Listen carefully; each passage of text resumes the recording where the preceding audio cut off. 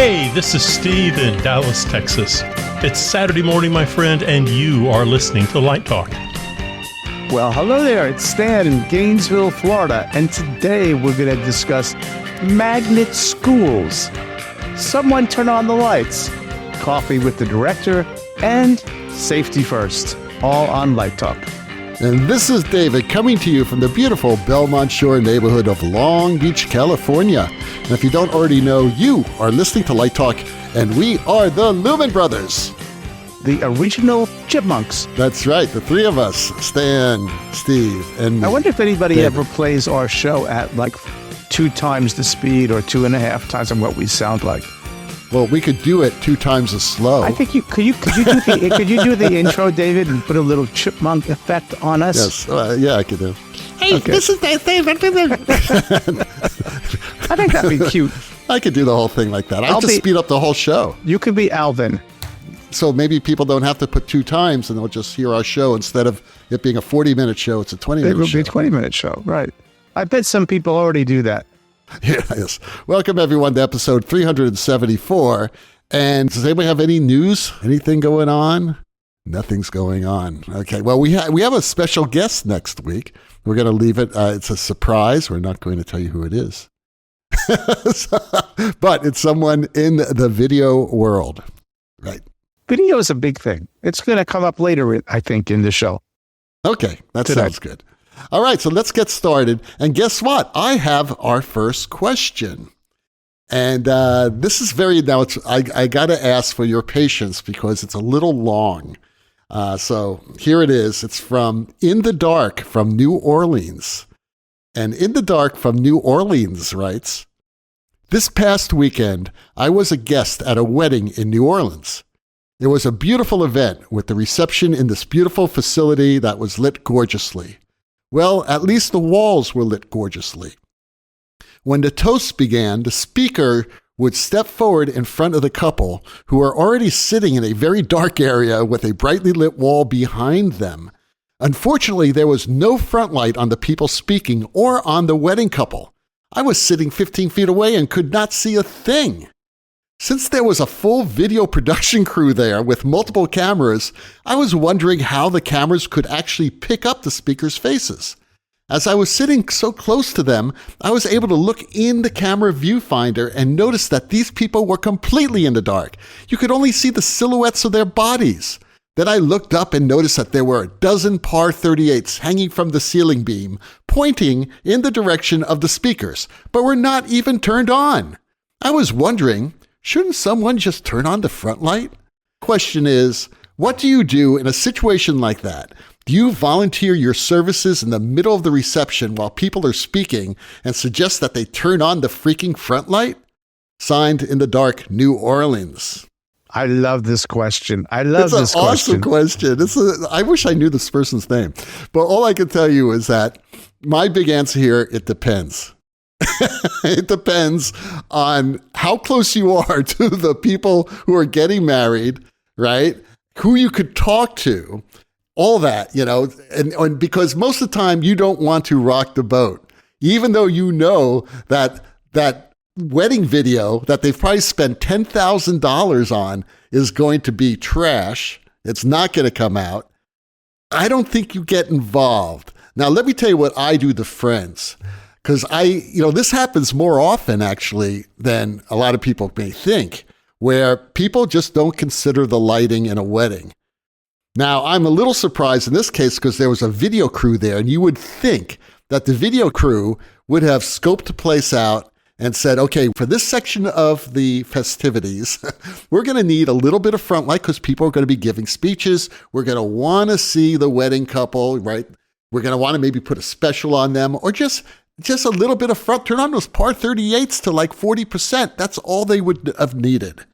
But they sort of made it worse because they had a very bright background. So if these are friends of mine, I would say, look, this is what I do for a living. I'm a lighting designer. I'll be happy to just look at what you've got there and make some suggestions before the event starts.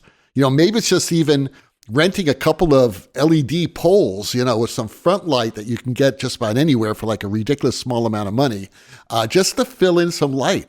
So that's what I would do. How about you guys? All right. Well, I like the question because there's a lot of kind of stuff wrapped up in it. But I wanted to make a point about light in facilities like that, whether any kind of public gathering space, particularly when there needs to be a speaker.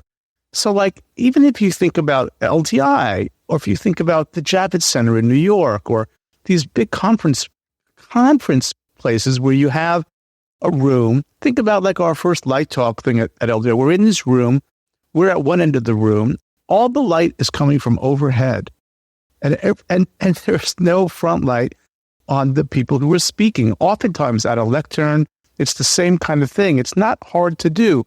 So why doesn't it happen? And I have some speculations. I think that the average person is never really, quote, on stage. And your explanation about the wedding couple, they're on stage in a sense. They're performing. And most people don't like the innate reaction of having light focused into their face because it's sort of blinding. And then they can't see other people in the room. But actors, of course, accommodate to that. So I think architects and electrical engineers who design these rooms don't think about front light because they're thinking about, I need so many foot candles at 30 inches above the floor, and I'm going to crank that out in my software, and I've met the code.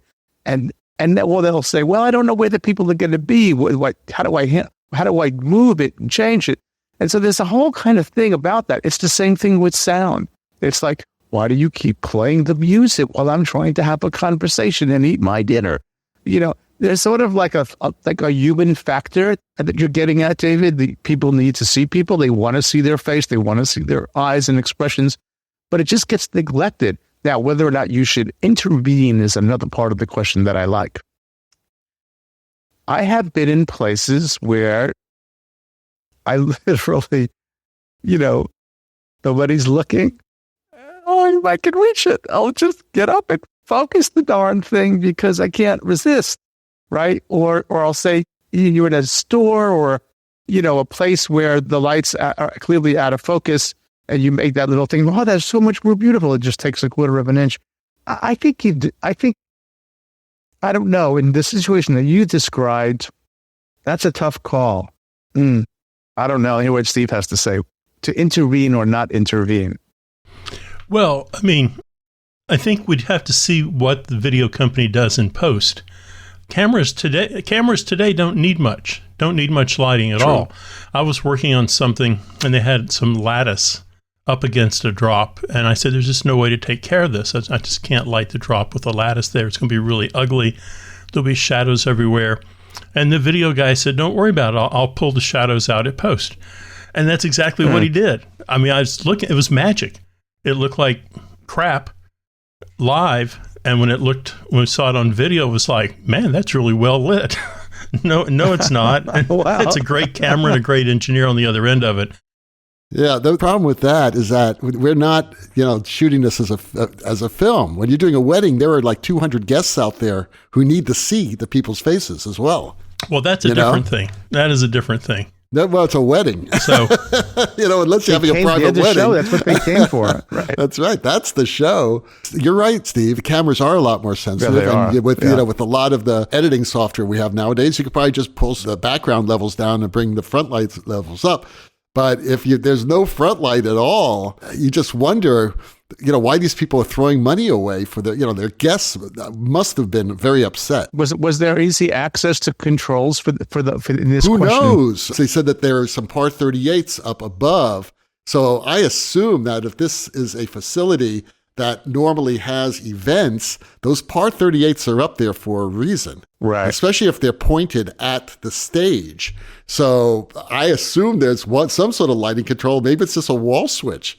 But again, it's the video company. I kind of throw the blame at the video company here because I'm not going to blame the people who don't know better.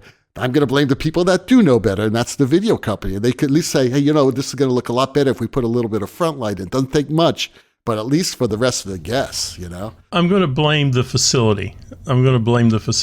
For not having someone there to help. Yeah. It's crazy. And I want to make one more comment to Stan, because Stan, you had a great comment about people who are not used to being on stage because they're not performers. I have played in bands where we come to a venue and I see a bunch of lights in the front. They could be LEDs, whatever, pointing at the stage, and they're all pointed in wacky, crazy places. And I'll take a chair and I'll just point the light at the stage.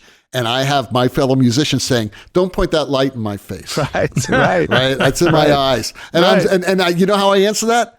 I said, "You're performing." I said, "Get used to lights being in your eyes because you're a performer." But yeah, that's a good point, Stan. People don't like lights in their eyes. Right. And I think that they're prepping them and saying, recognize that you're getting married and you are, in a sense, performing.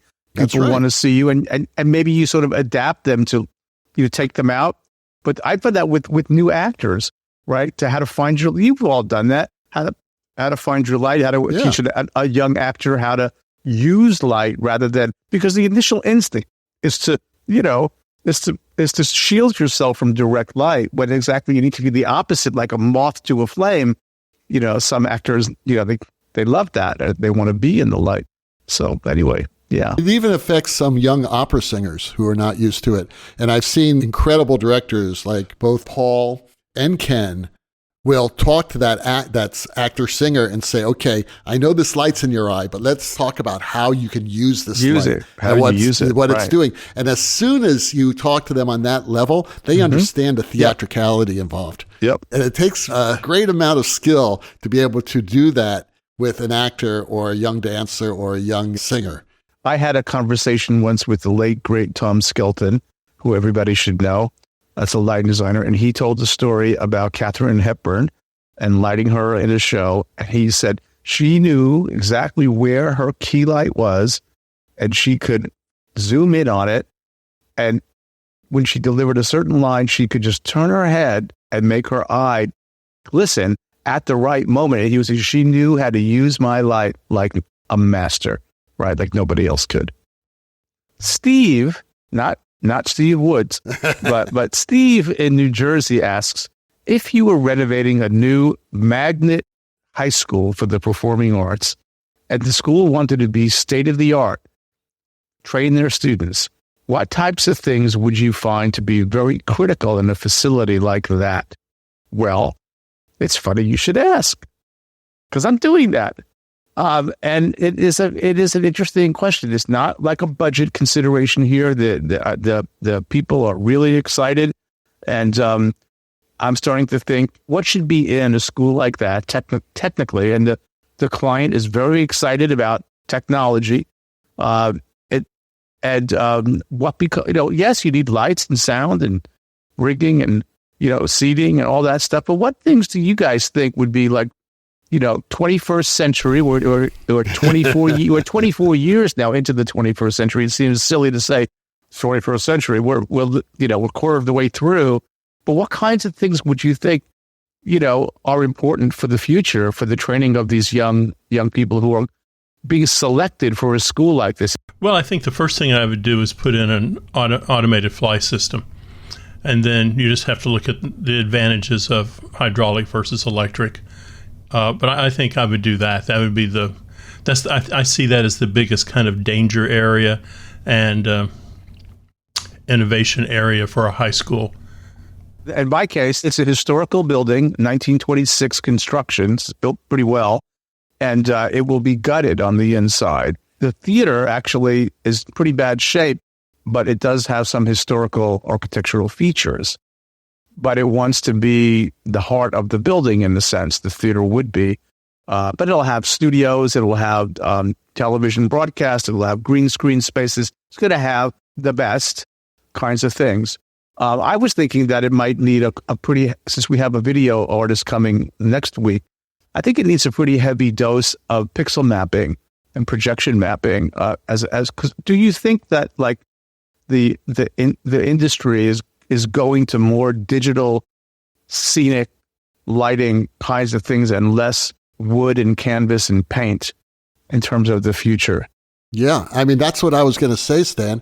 I was going to say, both you and Steve suggested automated flying rigging systems. Right. But I think that it is moving more to, projections, both front and rear projections. So there should be facilities for that and room for the screens like that. And there should also be studios. You mentioned green screen stuff like that, studios, but also video content and digital editing studios, so students can create their ideas and edit them, because it's all going that way right now. That's my point. What's state of the art? 2 years it may be totally different. Right. Maybe you need AI studios. Maybe you need those Apple Vision Pro goggles. Have a studio with that type of technology, because that's state of the art. Yeah, I was going to propose the notion that you have a historical building and you want it to be very future oriented because you're educating students. And I thought, how do you sort of address both? And one thought that came to mind was the walls of the auditorium, the ceiling of the auditorium, the walls around the proscenium, and the stage itself. Because it's a blank slate, right?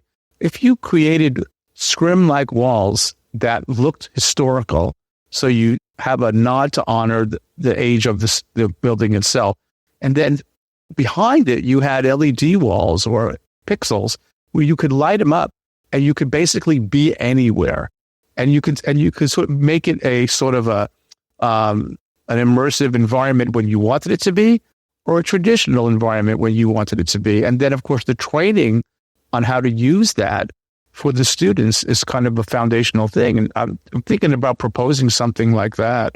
Yeah, well, it's sort of like a mini sphere. Well, that's correct. Because you have those panels like the Sphere has, but right. You're just talking about them on the side walls, which I think is a great idea. Side ceiling around the proscenium. What's the budget?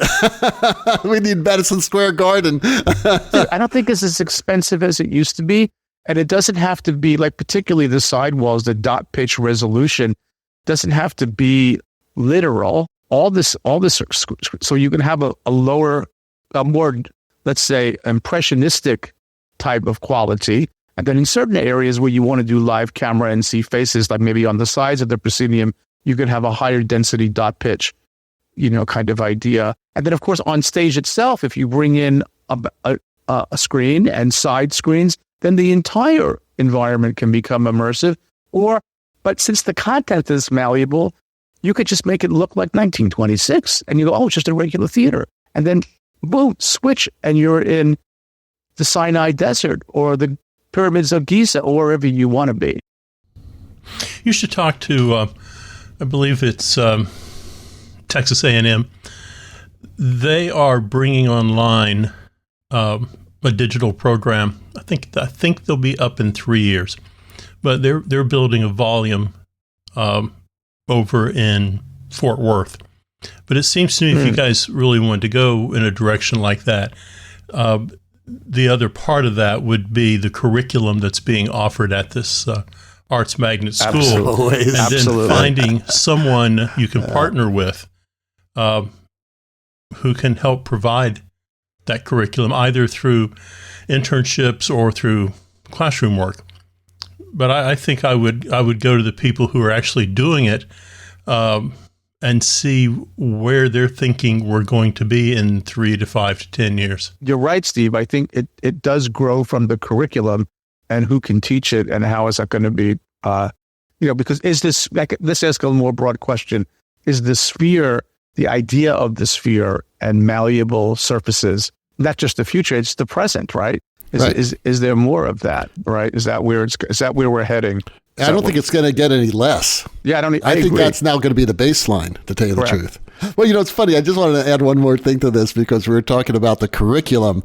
And I think too many consultants come into these spaces, whether you're doing high school, college, or whatever, and they say, well, it would be great to do state of the art. Well, it's not just the material. You got to find a curriculum with teachers who know what the hell they're doing. That's right. Who are up to date on that. So that's another financial commitment. Right.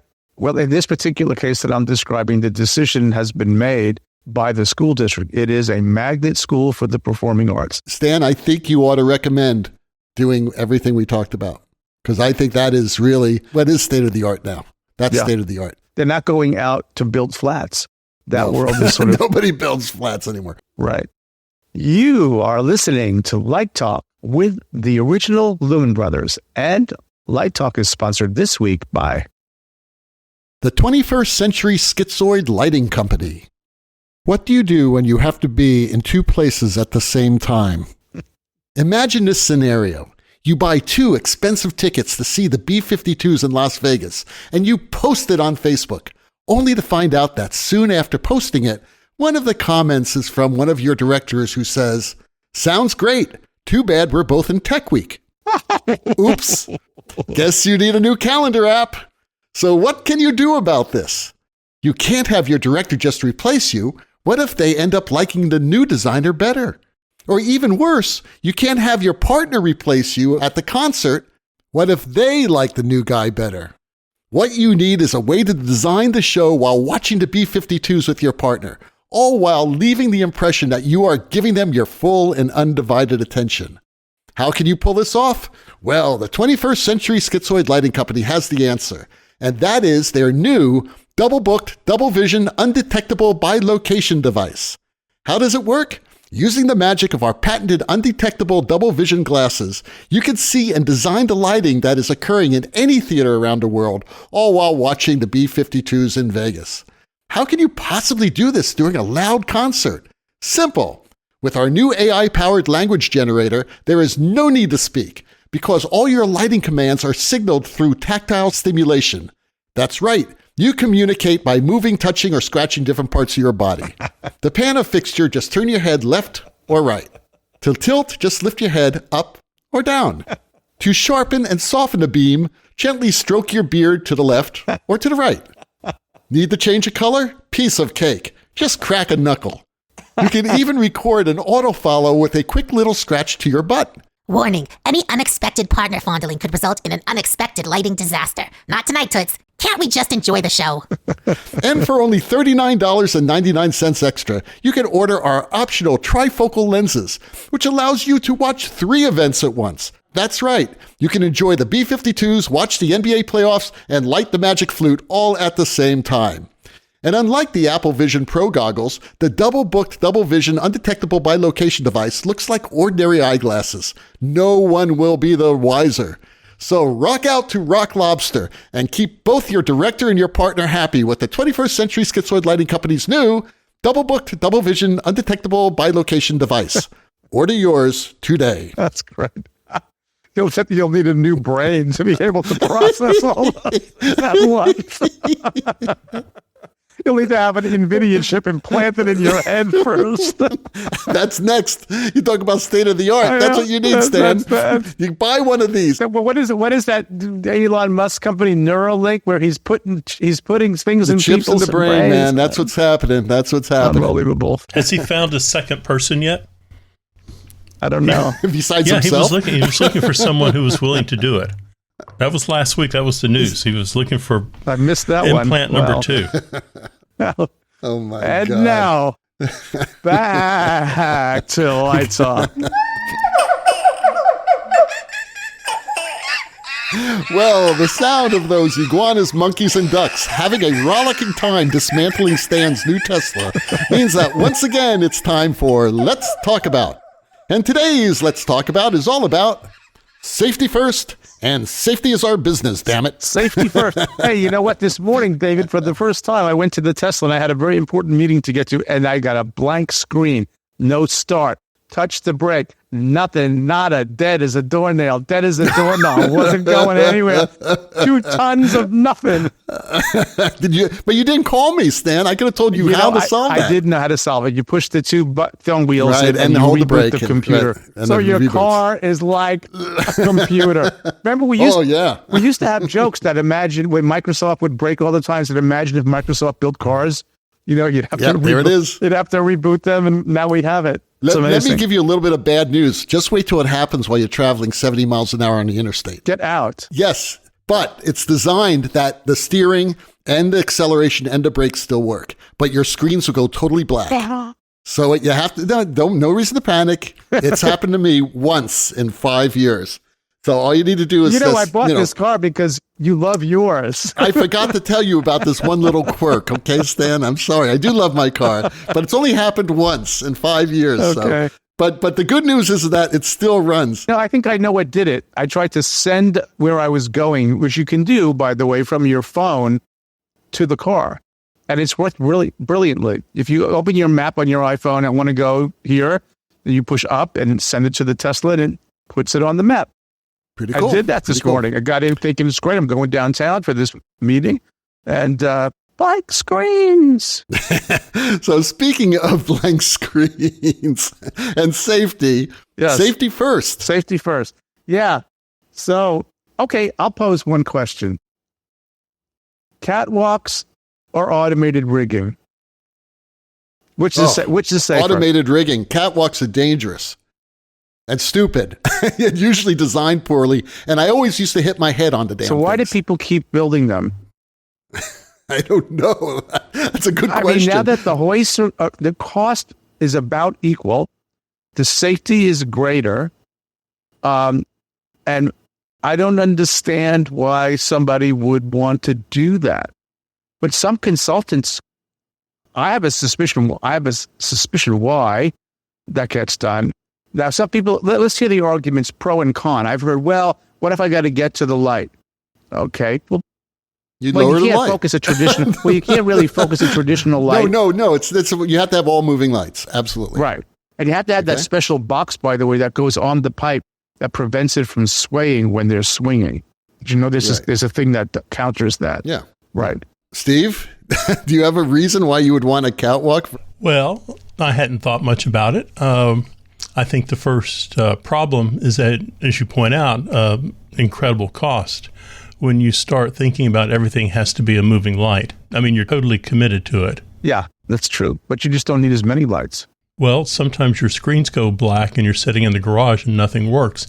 So it wouldn't be a bad idea to have something that wasn't reliant upon the latest technology. I think that Steve is really like giving us the nudge. You guys bought Teslas. This is what you get. What idiot buys a car that shuts itself off at 70 miles an hour going down the road? It does. It's unbelievable. I mean, and I didn't know about it. It took me by surprise. You had to pay a premium price to put your life at risk. I mean, absolutely. We're stupid. What can I say? David lives dangerously. I live vicariously. Lives on the edge. Elon Musk. What I want to know is if he's looking for a second person to put a chip in their brain and the other chip is in Elon's brain, I don't think I'd want to be connected to Elon's brain in any way. Because that guy is crazy. I'm sorry. I don't know. He sent my NVIDIA stock up by a couple hundred today. Well, the stock is going crazy. Of course. He's also using it in his latest thing. He's like, I'm going to buy everything I can get my hands on. So that was good. That was a good thing. He was a good Elon today. It's scary.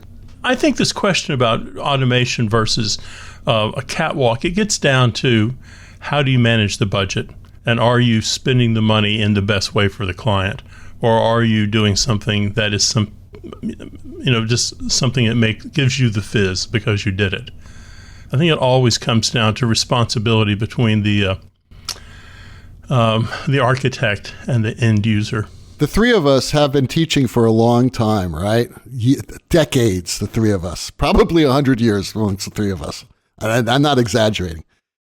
How many injuries have you seen happen because students hit their head on a catwalk or they tripped over something at a catwalk or they had to bend over? I know just myself going up into the catwalk a lot of times. A lot of people get injured. They hit their head on that damn air conditioning duct that's a little bit too low, or there's a structural element that you have to duck under all the time. And of course, the first time you take them up into the catwalk, you got to say, okay, watch out for this, watch out for that. You could put some padding on it, but it still hits you in the head. I mean, I just think just for safety reasons alone, people need to go to automated lights and have a couple spares up there so that if something breaks during a show, you just swap over to that light, I just think that it's just for safety reasons. Get rid of those catwalks. Plus, it'll look a lot better, don't you think? Yeah, I agree. And I'll add to Steve's point about the budget. We've done several studies ourselves internally about cost per linear foot catwalk versus hoist versus the height of the building, which goes down, and the safety and insurance. And it's really a wash financially. So if that's the case and you want to be state of the art and you want to be safe, why not? You don't have to really access the light that often. And when you do, you just push a button. And setting people up to focus in the air with gloves and a wrench or whatever versus focusing it from the console, it's sort of like, it's just even from an educational perspective, accessing the light through a computer is more future thinking than accessing the light from walking up in the air on a catwalk where you can be hurt or fall or trip, and use a wrench. It's just sort of like, which are we going to have more of moving forward? And I would say more we're going to be doing it from the ground. Or drop something on someone. People do it with the table saw. Now they have table saws, that if it touches skin, it stops and saves people from losing a finger. Now, if we're willing to do that, take that same philosophy and apply it, to rigging, and that kind of thing. We just don't see the logic or the argument in not doing it when the cost is essentially equal, right? And it just makes sense to us. And when we kind of bring that idea forward, particularly with schools, we see the heads nod. Who wants the liability of having to send young people up onto these high spaces where they can get hurt? It's just, now, true, you have to have the hoist inspected. You have to find a way to get there and look at them and maintenance them. Absolutely. And maybe not as much with a counterweight system, but a counterweight system, is more prone to human error than the hoist is. The hoist has slackline detectors. You hit something, it might do a little bit of damage, but then it's going to stop, right? And when you talk about black tracks, you can just, they're just, it's just a safer way of doing the same job. Right. In my career as a professional lighting designer, I've but I have been in theaters where 2 people were killed by falling counterweights. It's just a really dangerous operation. It's a really dangerous thing, man. If you're a welder on an oil rig in the Gulf, okay, that comes with the job. That's a danger. But if you're a student, that's dangerous work. But in the schools and theaters, we don't have to have that. Any other safety-related subjects, guys? How about pyro? Pyro? We never talk about pyro on this show. That's because no one uses it. Yeah, no one uses it. We do it with video now. By the way, before we move on to our last question, I now figured out what happened to your Tesla, Stan. Oh. Those damn monkeys, iguanas, and ducks were fooling around with it in your damn garage. And they're the ones who caused it. I need to keep Sentry mode on and keep the doors locked. yeah, keep Sentry mode on. I think it's because the monkeys have an opposable thumb. I don't think we should drag the ducks and the iguanas into this. I think they're noble. You're right. Creatures. The monkeys. Damn monkeys. Yeah, it was the monkeys. All right, Steve has our last question. All right, Carol in Iowa asks, how often do you meet with the director? We get this question a lot. Succinctly put, I'm opening a show in October. So right now, it's end of May. I started the 1st of May meeting with the director bi-weekly. So May through July, I will meet bi-weekly with the director. August through September, I will meet weekly with the director. So I think that's bare minimum right there. You should be in contact with them quite a bit. We're in pre-production right now, so I don't think we have to meet every week. I think bi-weekly works, but as we get close to that October opening, certainly by August, it's a weekly meeting. And we just set aside an hour so that we're touching base. It's not a production meeting. It's not it's an ideas meeting. It is a script meeting. It is a discussion about what we're trying to do with the show meeting. What about you, David? You're tackling new opera. What kind of meetings do you have with the director? It depends on who's picking up the tab. If they're paying for dinner and drinks, as many as possible. No, as often as possible, really. I meet a lot more often with directors, and even if it's just a phone call, even if you're not in town, now with Zoom, it's so easy. So when I work with Paul or Ken, I'm just thinking about the last show I did with Ken. We probably met 20 times during the production process on Zoom. first we just talk about the show, obviously, and then second you start breaking ideas down, and then you break down the script, and then you talk through the whole design process. In that case, I was designing projections, lighting, and the set, so it took there was a lot more to talk about. But even if I was just doing lighting, there's a meeting that I have with any of the directors I work with, where we actually walk through the lighting cues. We talk about the real important cues in the acts. I'm not talking about focus cues or things like that. I'm talking about major atmosphere changes, major dramatic moments, things like that. And we actually pinpoint them when they happen in the script or in the score.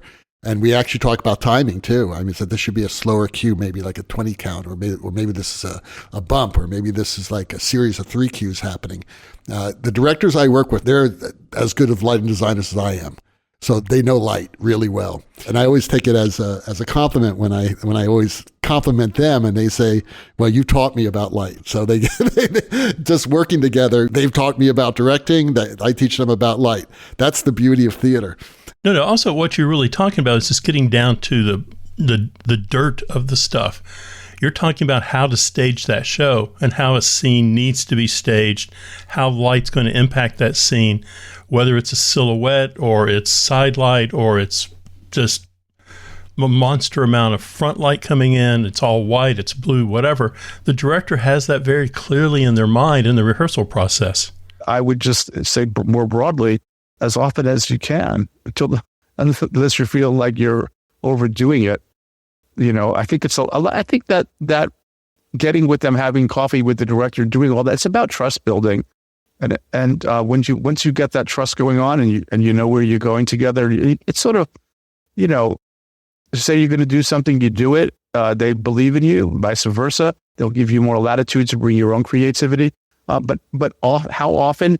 I wouldn't want to go more than a week throughout a process that I wouldn't be talking or touching base with the director. A week would be the maximum. Yeah, because, ideas change. And especially if you're the lighting designer or just doing lighting, there may have been discussions that were happening between the director and the set designer privately that you probably need to be caught up on. Caught up, right. You could sort of feel it intuitively. Like I could sense that some things are evolving and I need to just check in to see, because they might not kind of, in the passion of the collaboration, might not, oh, you know what? David needs to know about that. And they might not think about it. So you always be proactive. It's one of the 7 habits of highly effective people. Yeah. Hey, you check in and go, hey, and anything I need to know about, what's going on? What's new? That's just sort of the normal collaborative creative process. And absolutely. Yeah, it happens in architecture. It's the same way. If I'm on if I haven't talked to, okay, one project right now, we're waiting on bids, right? And it's been a while. So I kind of will reach out to the architects. They haven't heard from me in a while. Bids coming in. What's going on? You just do that. It's just part of being a professional. You keep that relationship strong. And unfortunately, I think lighting designers are kind of conditioned to be like the person on the bottom of the totem pole. Stepchildren, yes. The redheaded stepchild. We are the ugly stepchildren of the design team. Not anymore, but there was a time, actually, early in our careers, was a time, I'm sure, where it's like, oh, really? Wouldn't it have been nice to tell us? And you find out, like a dress rehearsal, like that the dress has been changed from lime green to burgundy. It's like, whoa. When did that happen? We moved the set 3 feet upstage. I know you just focused, but you can handle that, right? Yeah. Right. Or the last line plot that was sent to you, even though you sent out a line plot with the light plot, was like, 2 weeks before you did the light plot. And then all of a sudden they changed it. And you've got 2 borders like bracketing. Or the positive spin would be, well, you lighting people are such wizards. You'll be able to adapt to it without a front. Right. That's like how crazy. You're being used. Back to that conversation. Yeah, going back a week, how to be used. We got to talk more about that because that's actually a really good subject. I actually brought that to a horrible end a couple weeks ago. This very show I'm working on, the set designer went, oh yeah, and the lighting designer will transform the space. I think if we keep everything kind of a dull gray, that gives them all kinds of opportunities to make it gold or red or blue. And I went, whoa. Oh, yeah. I'm doing you a favor. Yeah, you're a wizard. You can do that, right? There you go. Yeah, Steve, he can do it. No problems. It's like, yeah. All right, guys, good show. Really enjoyed today.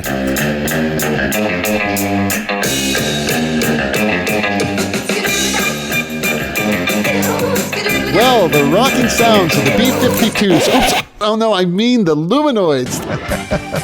Tell us that once again you've spent another morning listening to Light Talk. You can hear our show on just about every podcast site out there. Check out our website at lighttalk.org and be sure to follow us on Facebook and subscribe to our podcast.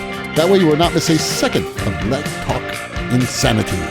No guarantee is offered regarding the accuracy of any statements or opinions made on this podcast. However, If you were mean enough to litigate us, the Snoot Group with the legal team of Sparks, Burnout, and Chase will defend us until all those retirement funds are depleted.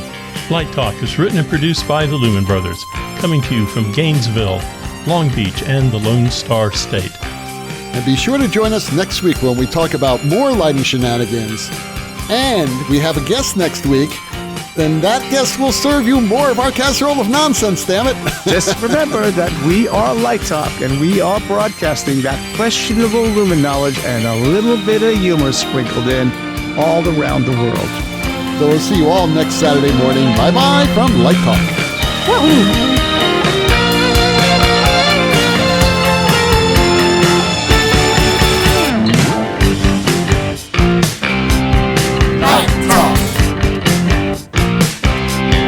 Lumen